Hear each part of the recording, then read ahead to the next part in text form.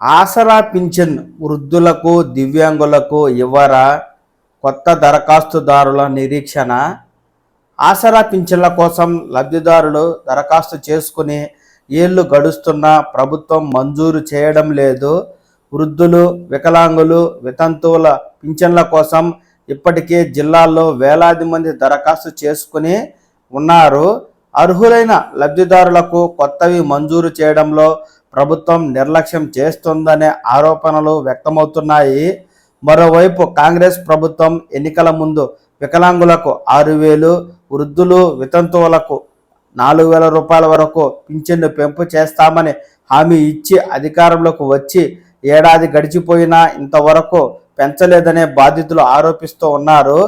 ప్రస్తుతం జిల్లాల్లో లక్షలాది మంది పాత లబ్ధిదారులు వివిధ రకాల ఆసరా పింఛన్ల కింద నెలకు కోట్లాది రూపాయల నిధులు చెల్లిస్తూ ఉన్న ప్రభుత్వం వృద్ధాప్య పింఛను పొందుతున్న లబ్ధిదారుడు చనిపోతే ఆయన భార్య పేరిట మార్చి వితంతు పింఛన్ అయితే ఇస్తూ ఉన్నారు.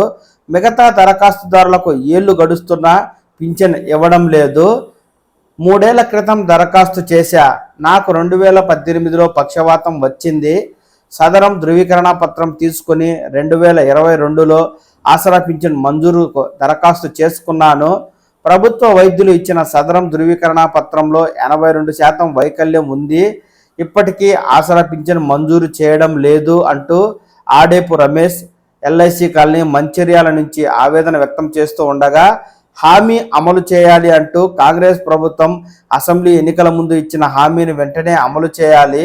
వికలాంగులకు ఇస్తున్న ఆసరా పింఛన్ 4,016ను తమ కాంగ్రెస్ ప్రభుత్వం అధికారంలోకి వస్తే 6,000కు పెంపు చేస్తామని ప్రకటించిన మాట ప్రకారం వెంటనే దివ్యాంగుల పింఛన్లు పెంపు చేయాలి అంటూ బోర్ల మహేందర్ నిరుద్యోగ వికలాంగుల సంక్షేమ సంఘం జిల్లా అధ్యక్షులు డిమాండ్ చేస్తూ ఉండగా, ఎప్పుడో కొన్ని ఏండ్ల క్రితమే ఆసరా పింఛన్కు దరఖాస్తు చేసుకున్న ప్రభుత్వం వాటిని ఇంకా పరిశీలించకుండా మంజూరు చేయకుండా కాలయాపన చేస్తూ వృద్ధులు, వితంతువులు, దివ్యాంగులకు తీవ్ర అన్యాయం అయితే చేస్తూ ఉందని లబ్ధిదారులు వాపోతూ ఉండగా, మంచిర్యాలలో పౌర సేవా కేంద్రంలో ఆసరా పింఛన్కు దరఖాస్తు స్వీకరిస్తున్న మున్సిపల్ సిబ్బంది అంటూ కూడా మనకు తాజా అప్డేట్ అయితే వచ్చింది. పింఛన్లకు దరఖాస్తులు తీసుకుంటూ ఉన్నారు, కానీ పింఛన్ల మంజూరు మాత్రం తెలంగాణ ప్రభుత్వం చేయడం లేదు. పింఛన్ల పెంపును చేయడం లేదు. దీంతో వృద్ధుల, దివ్యాంగుల, వితంతువుల పట్ల తెలంగాణ ప్రభుత్వం నిర్లక్ష్యం వహిస్తుంది అని చెప్పడంలో ఏమాత్రం సందేహం లేదు.